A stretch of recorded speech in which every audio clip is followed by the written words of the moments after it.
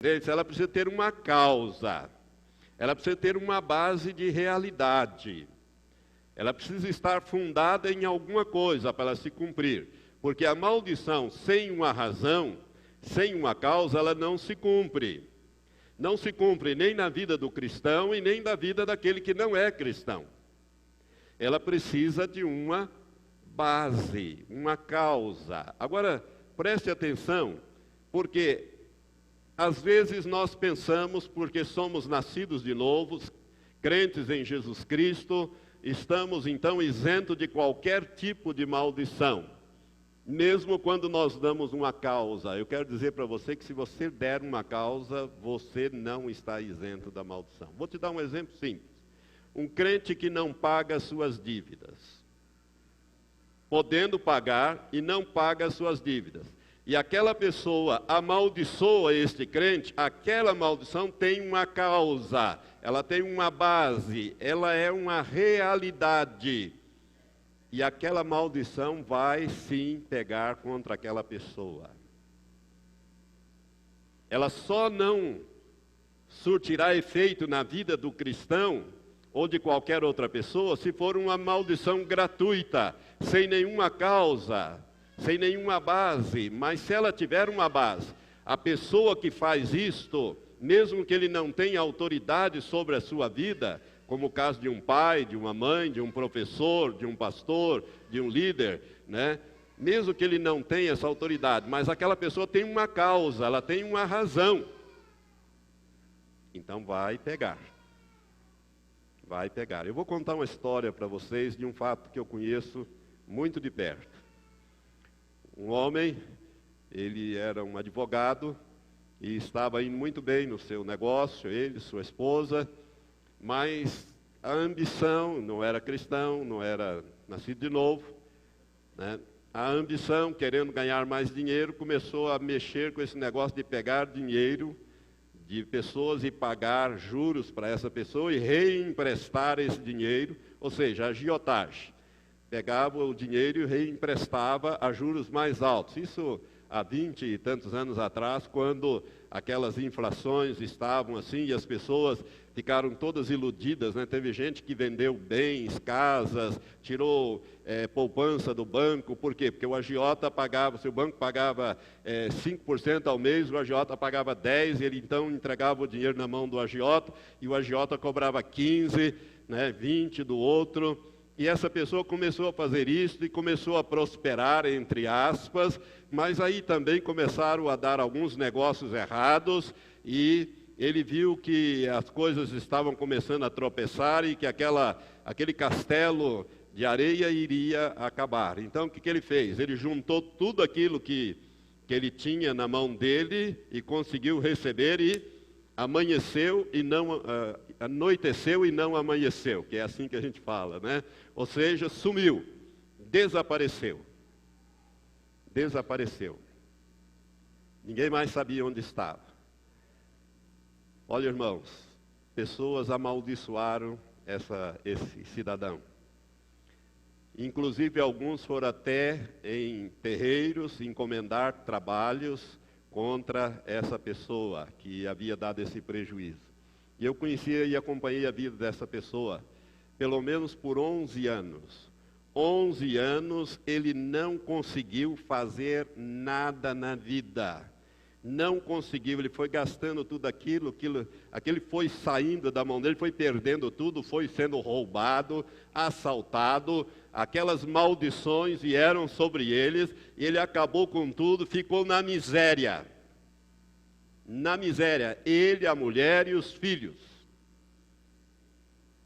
Por quê? Porque havia causa, havia uma razão válida, e as pessoas amaldiçoaram. Então, eu quero deixar esse negócio bem claro, porque quando você faz algum negócio se aproveitando de alguém que está numa situação difícil, e você, ao invés de se compadecer daquela pessoa, você explora aquela pessoa.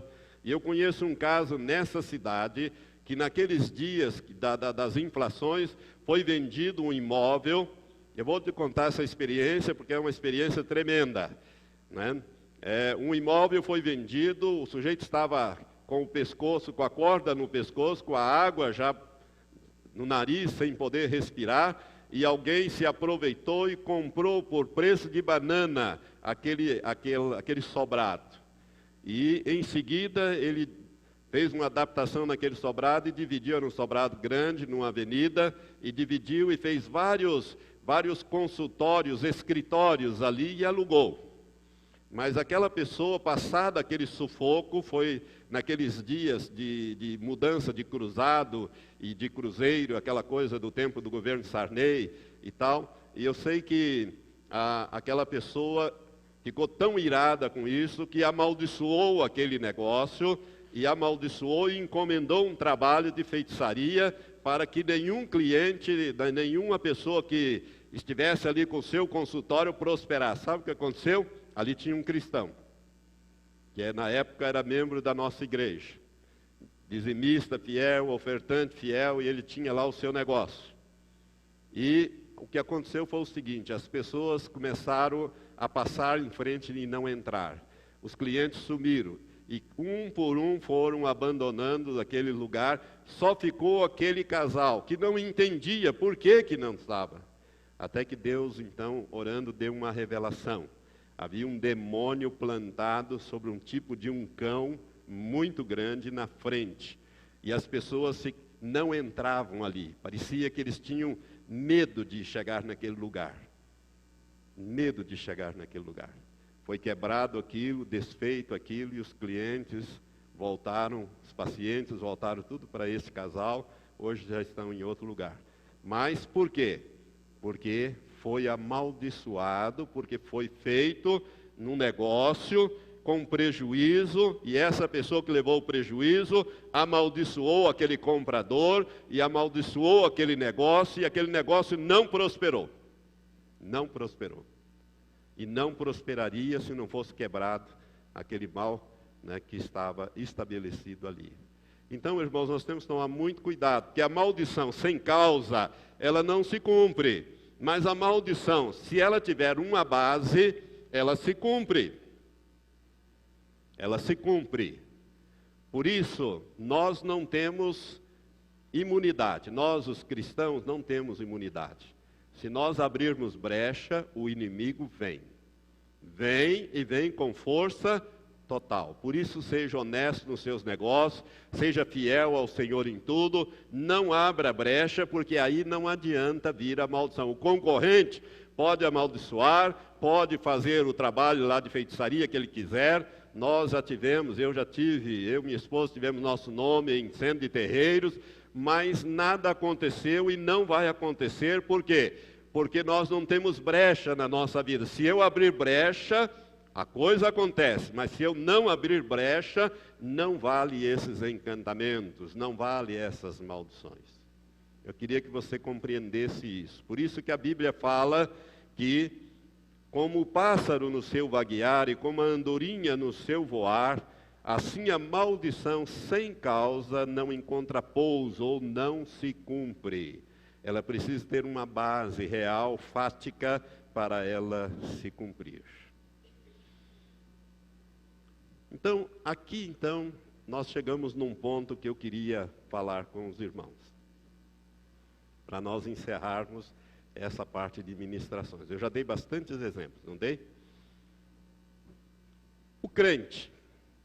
Como é que fica a maldição contra a pessoa salva por Jesus Cristo? Eu acabei de dizer que a maldição, ela não tem poder sobre a vida do cristão nascido de novo. Por quê? Porque a Bíblia diz que Cristo levou sobre a cruz as nossas maldições. Nós vamos ver isso agora.